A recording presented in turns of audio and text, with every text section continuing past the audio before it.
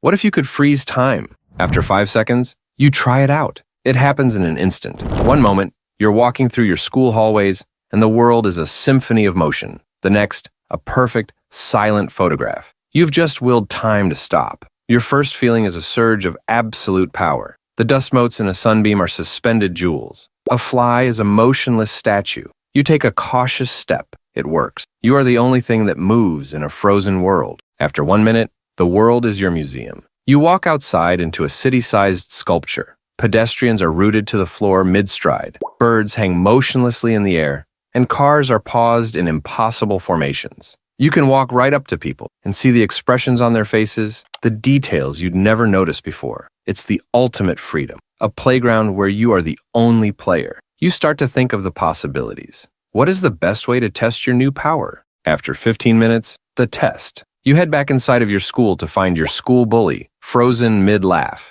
You decide to take advantage of the moment. You swing your fist, but the impact is like hitting granite. Newton's third law still applies. The frozen body has near infinite inertia, reflecting all the force back into your hand. Bones shatter, and blinding pain shoots up your arm. You restart time, and the bully finishes his laugh, unaware as you collapse. You've learned your first lesson the hard way. You can stop the clock, but you can't break the laws of physics. After 1 hour, refining the power. The throbbing pain in your hand is a reminder of your limits. You can move, but you can't move anything else. The world is beautiful, but unchangeable. Frustrated, you focus, changing the nature of your command. Everything stops, except for me and what I choose to touch. You reach out and tentatively poke a frozen pigeon. It flutters in a panic and then freezes again as you pull your hand away. You're no longer just a ghost. You're now a conductor. After 1 day, the heist. You realize you can't force things, but you can exploit them. You decide to take on the ultimate challenge, robbing a bank.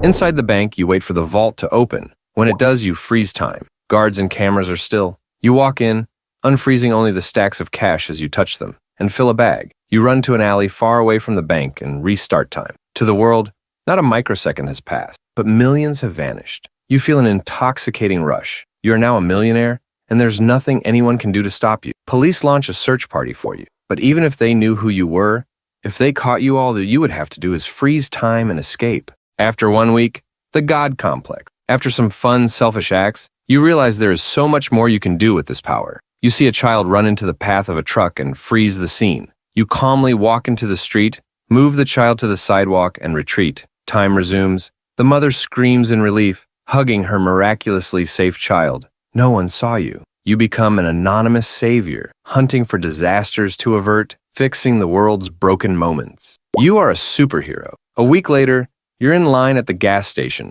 when the person behind you pulls out a gun to rob the place. The second you hear the thief pull the trigger, you freeze time. You stare at the bullet, frozen in midair. You move the cashier out of the way, take the gun from the thief's hands, and leave the scene. Another life has been saved. After 6 months, the disconnect. You now live at 2 speeds. Real-world conversations feel agonizingly slow, and you grow impatient. You spend more time in the frozen now, preferring the company of statues to the chaos of real people, and drifting from the humanity you sought to protect. After 1 year, the first failure. An engine on your flight explodes. You freeze time mid-fall. You're suspended in a frozen scene of chaos. You spend a subjective week examining the shredded engine, but you can't fix it. You're a god of time, not matter. All-powerful yet helpless. You return to your seat and unfreeze time. You survive by stopping time again before impact, but the weight of the 200 lives lost crushes you.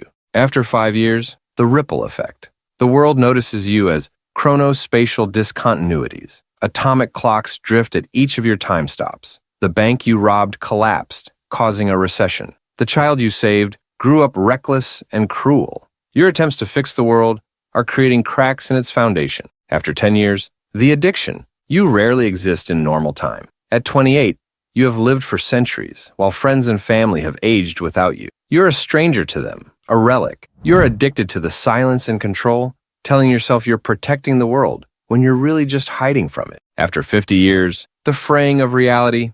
Everyone you knew is old or gone. The temporal skips you created are now a known global phenomenon. Inspiring cults. Scientists theorize that space-time is becoming brittle. They're right. Your interventions have stretched reality to its breaking point. When you restart time, Small paradoxes appear. The universe is making mistakes. You have lost control. After 100 years, the coming storm, you are a myth in a world you don't recognize. Scientists predict a causality cascade is coming, where cause and effect will shatter. They believe it's a natural decay. Only you know the truth. You are not the savior. You are the disease. After 150 years, the final choice. You are the architect of the apocalypse. The paradoxes are worsening. Time itself is unraveling. You face the only choice that matters. Continue your reign until you shred the universe, or stop forever. To save everything, you must give up your godhood. You must rejoin the sluggish, painful, beautiful flow of time and let the world be,